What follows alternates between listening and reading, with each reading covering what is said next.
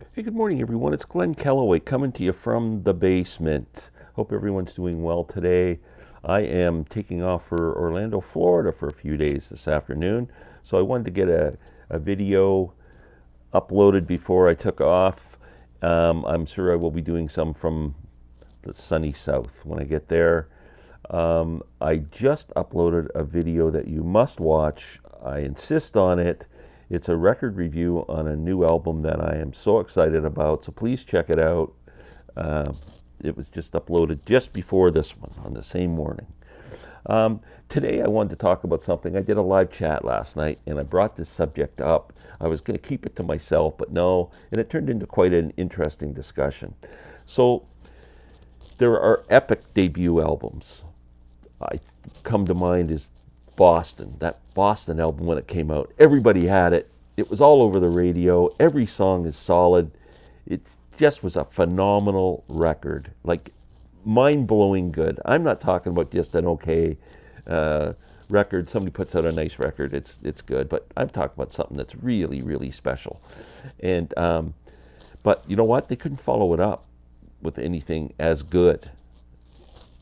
The other album, there's nothing wrong with their second Boston album, but it's just same as the first, and it's just there was nothing there really. Um, Nora Jones' first album, "Come Away with Me," I think it sold like 25 or 30 million copies in the year. It was insanely popular, fantastic record, not a note out of place, just a masterpiece of an album, and really caught hold. But second album was fine. There was nothing wrong with it, but man, it didn't have the power of that first record.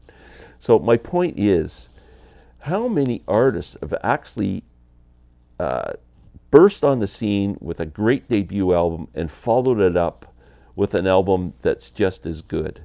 And I challenge anyone to come up with more than a handful in the rock genre. I'm sure if you went into jazz and conversations came up last night and they were starting to bring up Madonna and stuff like that. Well, that's just not in my wheelhouse. So I apologize for fans of that kind of pop music. It's just not, I have no connection to it and can't speak to it. So I can only speak to what I know, which is, classic rock uh, and and rock pop music, commercial rock, I guess.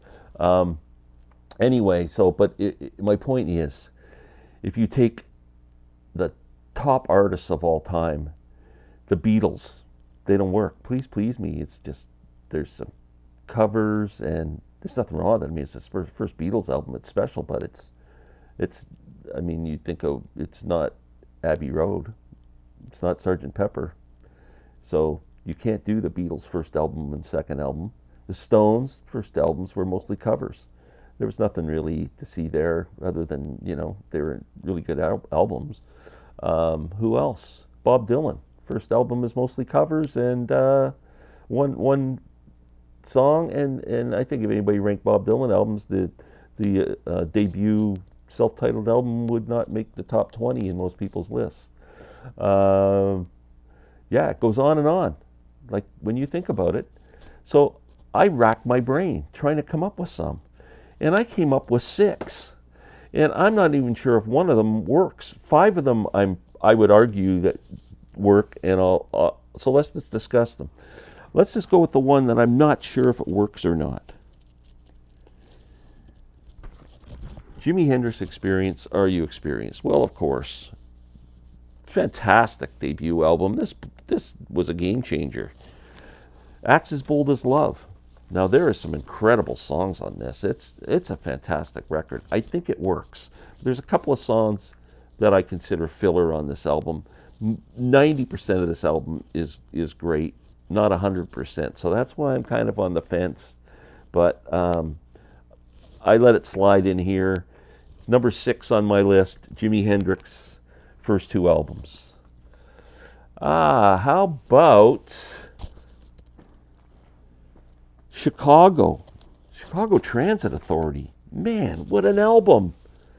This album blew everybody away. It's an incredible record. It still stands up as an incredible record. What were they going to do for a follow-up? They come up with a an album just as good. This album is fantastic. I was listening to it the other day. It's just a great record, just as good as this one. And then Chicago 3 is okay. Chicago 4 is the live one, I think. And then Chicago 5, Chicago 6, Chicago 45. Who cares? If you've got these two, you do not need another Chicago album in your collection, as far as I'm concerned. Okay, who else? How about one of the greatest debut albums of all time, The Doors? And they followed up with Strange Days, which I think is arguably as good as the debut. It's got When the Music's Over on it, which is an incredible song. The title song, Strange Days, is good. Both these albums work for me as solid. That's an incredible debut, followed up with a really strong second album, The Doors. What's next? How about Sabbath? The first Black Sabbath album. Fantastic record. Amazing. They did such a good job on this. Popular as hell, and deservedly so. Just a great rock album. And then they followed up with a better album, I think, Paranoid, with Iron Man and War Pigs, and just these two albums are fantastic, like solid. They did not disappoint on the second album. Next, I've got two more. Okay, so this album blew me away. I bought this album when it came out, just seeing it on the shelf in 1969 or 60. Wait, yeah, it was 69, I think, or 68. 69. The Zeppelin debut.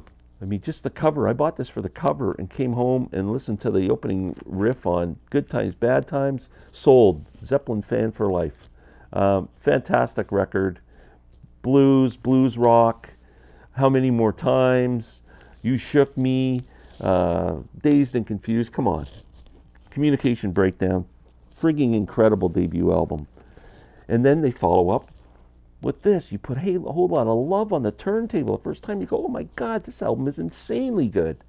That Zeppelin did not disappoint in the second album. Incredible. And I've got one more, which I think wins the day for me. Crosby, Stills, and Nash.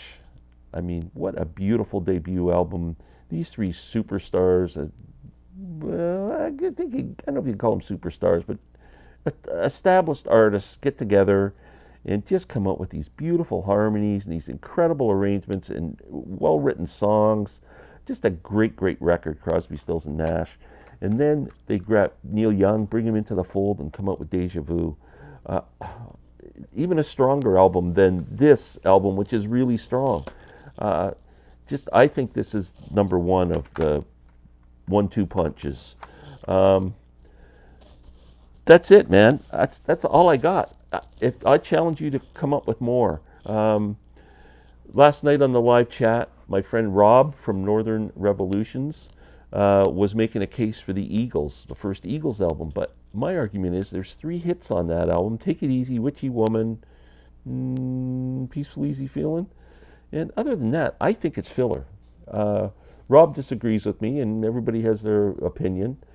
I'm a huge fan of Desperado, the second album, so I would have fought for Desperado, but I don't think that first Eagles album, it's a good debut album, a solid debut album, but not like mind-blowing when you first heard it, just going, oh, this is incredible. That's what I'm looking for when we're talking about this. I want you to come up with an album that's just blew you away when you first heard it, and it's just an epic record, and the second one's as strong. That's my argument. Thanks for watching. We'll talk soon. Please subscribe. Please press the like button. Please comment, and have a great day.